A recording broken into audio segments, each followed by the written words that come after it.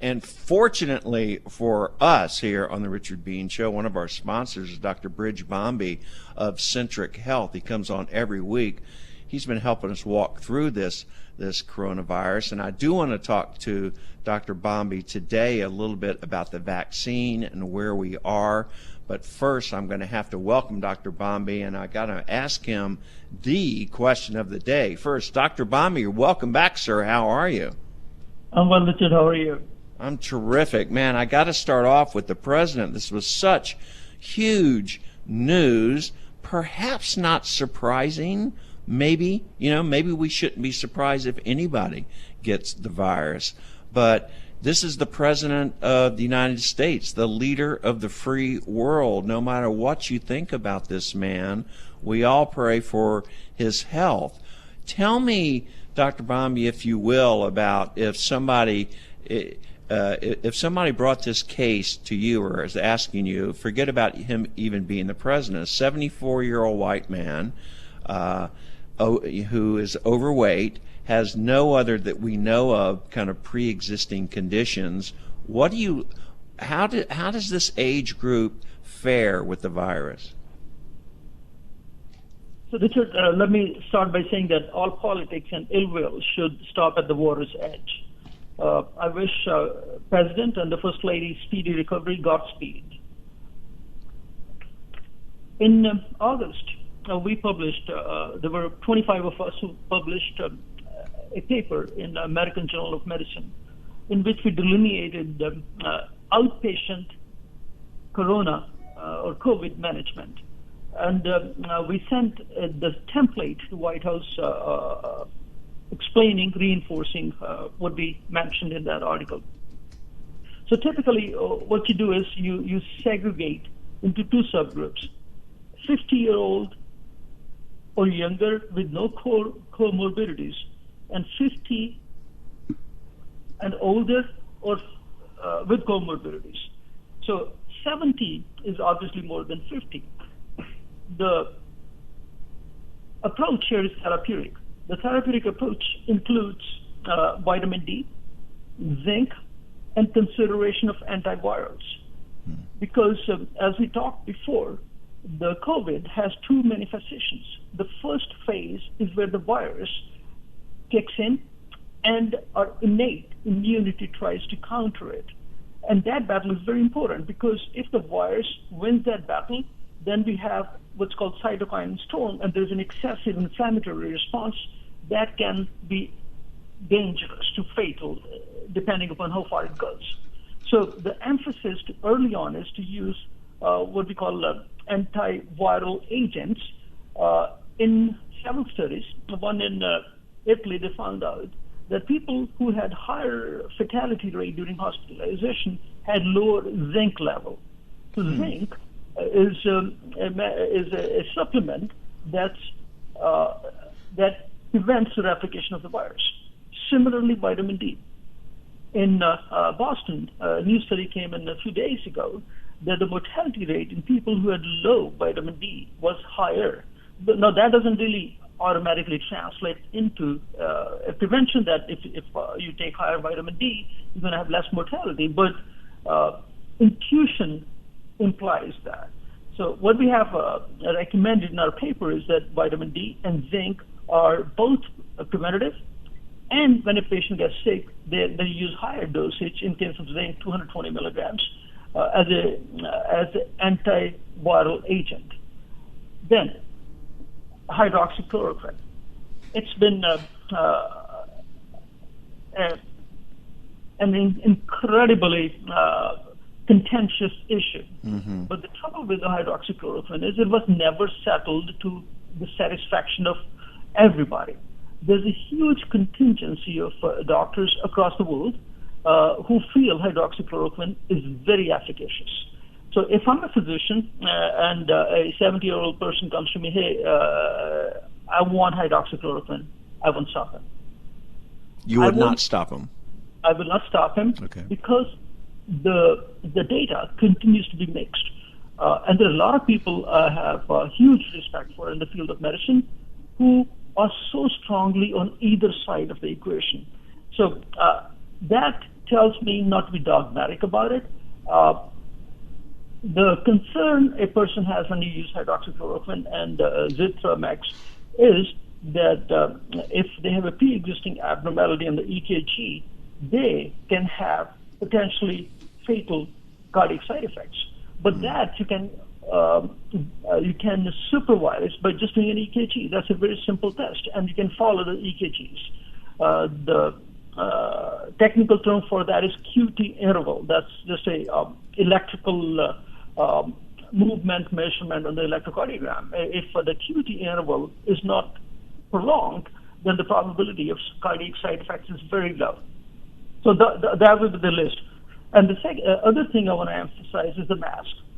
The masks are very important in prevention. But once a person has COVID, the best treatment is outdoors and no mask, because then the mask will self-inoculate. You want to purge the virus, not re-inhale it. So if a person has the virus, then you don't want to come in contact with others. You obviously stay away from others. You quarantine, as the President and the First Lady are doing. But the outdoors are better than the indoors. And there is no mask. Masks work against you, or they can work against you, at least theoretically speaking. Then the next thing is, what other things can you do from a preventative standpoint? The convalescent plasma, we well know, is a remedy that we seek for people who are hospitalized and show signs of sickness. But the convalescent plasma is a crude way of treating the virus, because what we do is we get the antibodies from previously infected humans and indiscriminately inject in other humans, hoping that will work. But there's a better way to deal with it. It's called monoclonal antibodies.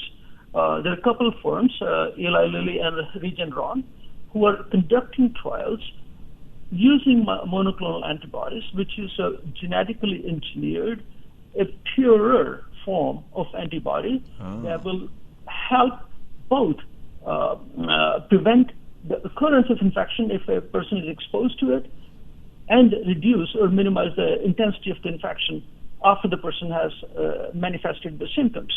The only thing is, the monoclonal antibody trials are in progress, so we don't have data. The logic is there, though. Monoclonal antibodies ought to work. So if I was treating the president, I would say, Mr. President, take this chance. This is worth it. You would recommend it? Yes. Okay, and as far as when you say, that's interesting about not wearing the mask, because you don't want to like reintroduce. You want this stuff out. You don't want to like breathe it back in. But when people go into, like when President Trump, now he goes in for, once you show symptoms, should you go in for 10 days or 14 days? The CDC recommendation has been that if you've been fever-free for 48 to 72 hours without using antipyretics or Tylenol, Advil, stuff like that, that's good enough. And the reason for that is, once you have the virus, the dead fragments of the virus or the remaining RNA can be positive in some people for weeks at a time. But that's dead virus. We show that the person who is continuing to have a positive test has live virus and thus is infective to others. It requires a viral culturing of that person. But we know that that's not necessary, because the PCR-based testing is based on the viral fragments of RNA, and they can stay positive. So to prove that a person is non-infectious, repeat PSR testing is not necessary. All you need is 3 days of fever-free period without medications. All right, that's interesting, huh? Now, when is it? When somebody is, if you were the president's physician and you're saying, okay, you need to self-isolate or whatever. I mean, Dr. Bami, he's the president of the United States. He can't, and he's not going to want to stop working. Does he need to really, I mean, can anybody be in his presence even if they're masked, or how is that going to work? I think that would defy common sense if somebody wants to be close to a person who's infectious. It doesn't matter who you are. The virus doesn't know the difference. It's going to infect if you come too close to a person who's infected. So I think, Richard, I'm a frontline worker. I have to come to work every day. We haven't stopped for a day ever since we haven't taken a day off. But I think to a degree, I think President's work and his personal preferences demand proximity to other people. Mm-hmm. But to a degree, it's also failure of the people around him to allow him the separation that would have precluded the infection from occurring. For now, there will be, I'm pretty sure there will be strict quarantine. The White House has plenty of space, and it's everybody's obligation to make sure the infection doesn't explode. And we know that Richard, the virus has an 80-20 rule, roughly speaking, that 20% of the people infect 80% of do 80% of the infections. Actually, 70% of the people who are infected don't even infect anybody. So that's the 80-20 rule, and it's necessary that the White House doesn't become a cluster.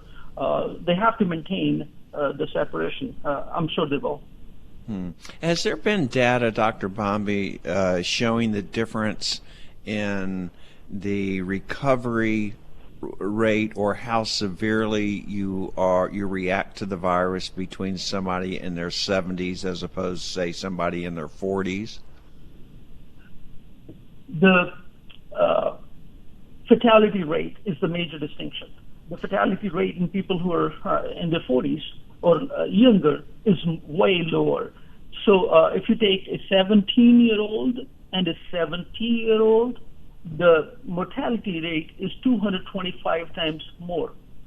225 times more. So there's a huge spread of mortality between the younger people and older people.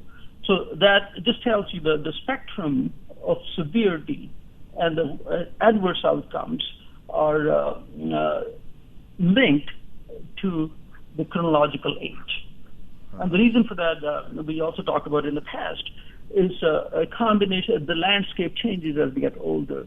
The immunity gets worse or less effective, but the inflammation becomes worse. So at the front end, you can deal with the virus. At the back end, there's more inflammation and cytokine storm. Yeah, that's interesting. When you were talking about zinc and vitamin D, and as a matter of fact, we heard from the White House press secretary, this is the exact protocol that he's on. Did you say, I don't want to misstate you, did you say you would recommend taking zinc and vitamin D as a preventive measure? I mean, do you take that yourself, and would you recommend your family take extra doses of zinc and vitamin D even when they don't have the virus? This isn't, there has been no prospective study to answer that question. But because the vitamin D study occurred in Boston and zinc in Italy, where the mortality rate was higher in people who exhibited deficiency in zinc or vitamin D. But that's not to say if you have normal levels, it'll somehow give you protection against getting the infection. It's just playing the odds that maybe it'll help, maybe it won't. But to answer your question, no, I don't take zinc. That's interesting. That's interesting. Let's go on to the virus, because the world is waiting, and certainly the United States is waiting, that when you look at how we're dealing with this virus, one day we're down, the next day we're up. We just can't seem to get in front of it, and people are waiting for a vaccine, at least to see the light at the end of the tunnel. Can you bring us up to date? And President Trump keeps indicating that the vaccine is a lot closer than maybe some of the experts indicate to us. Can you update us, please? Absolutely. First of all, let me say, for all the people, please make sure you get the flu shots. And if you're 60 or older and you have diabetes, please get pneumonia shots too. Let's address the preventable problems. The vaccine, a couple of days ago, Moderna, one of the leading candidates, came and said that their timeline is going to be pushed into spring. Pfizer, on the other hand, is insisting that they will have data sooner. But, if you look at the numbers, what all Pfizer wants is 32 cases total who have infection on both sides of the equation. And that number, 32, may have given them statistical validation, but I don't think it inspires significant confidence across the world that somehow, based on 32 infections, you can vaccinate billions of people. I don't think the timeline that Pfizer is proposing is going to be realistic, especially given the concern, the politicization of the whole thing, the trust deficit we talked so many times. The other thing, Richard, about the vaccination is it's not an event. It's a process. It's going to take months and months to unfold before most people in this country and in the world are vaccinated. And again, virus anywhere is virus everywhere. Another important component of the vaccination is children, because children are not included in these trials, and we don't know anything about vaccinating the kids. So that's a conundrum that has to be settled outside the immediate availability of vaccination. That's curious. Why aren't the children included in the trials? Wouldn't you worry about some adverse reaction in a younger, more immature immune system? You would expect that, but I think part of the reason might have been, speculating completely here, that part of the reason might have been the children don't get more severe side effects. In that segment, to show superiority or anything else is going to take a lot more numbers. So maybe they will do that later, but right now the question of vaccinating the kids doesn't even arise because we don't have any data to prove one way or another. And then how do you have all these kids who are not vaccinated? They're still likely to be infected and transmit at the same rate as adults. So if you're a segment of society that's unvaccinated, that creates its own challenges also. Oh, man. Look, well, I mean, so if I were going to put you on the spot, now we're going to force you to give me a date on when you think we might see the vaccine start. As you say, it's not an event. You got to roll the thing out. But are we looking, should we steel ourselves for spring? I mean, that's months away, but is that more realistic than expecting something around Christmas? I think that's a realistic scenario because the frontline workers and the nursing homes may have an earlier access to the vaccine, but a larger availability, you're talking spring and summer. And I'm going to say one more thing because this is going to be the first winter where COVID is going to have full run through the winter. We last year, in the last winter, it arrived at the tail end of it. Mm-hmm. So the confluence of flu vaccine and COVID and the fact that we're going to be back inside the homes, the 3 C's we need to continue to remember: the crowds, close spaces, and close contacts. So we need to make sure, even if you're family members, that doesn't indemnify us against infection. So please, no parties, no large family gatherings, especially in multi-generational homes. Respect the virus. Oh, boy. And Richard, can I break in here real quick? Yeah, please. We're just getting reports, and I'm watching it on the TV behind me, and a helicopter is landing. A Marine One, I believe, is landing on the front house lawn, and President Trump is being flown to Walter Reed Medical Center. That's all the report is saying. They're not saying... That's not what I wanted to hear, buddy. That's not what I wanted to hear. They're not saying whether or not it's precautionary or whether or not he needs further treatment, but I am watching Marine One helicopter land on the front house lawn right now and waiting for the president to be flown to Walter Reed Medical Center. What is that? We pray for him. It's necessary that he comes out of the sickness sooner than later. Well, doctor, what does that mean when you've just been diagnosed and that you're having to be? Is that an abundance of caution, or what does that mean? that means that things are not going in a predictable manner. Why would you? Obviously, it is abundance of caution, but if things were improving, that degree of caution won't be necessary. Again, it's a speculative, but we have to, for the sake of the country, for everything else, we hope. Wow, that's incredible. Okay, well, we'll let you go here. Dr. Bomby, thank you so much. There's a lot of good information in that, and this will be posted on kernradio.com if you missed this, and we're going to take a break here and come back and figure out what's going on with the president. Dr. Bridge Bomby, thank you, sir. I appreciate it. Thank you.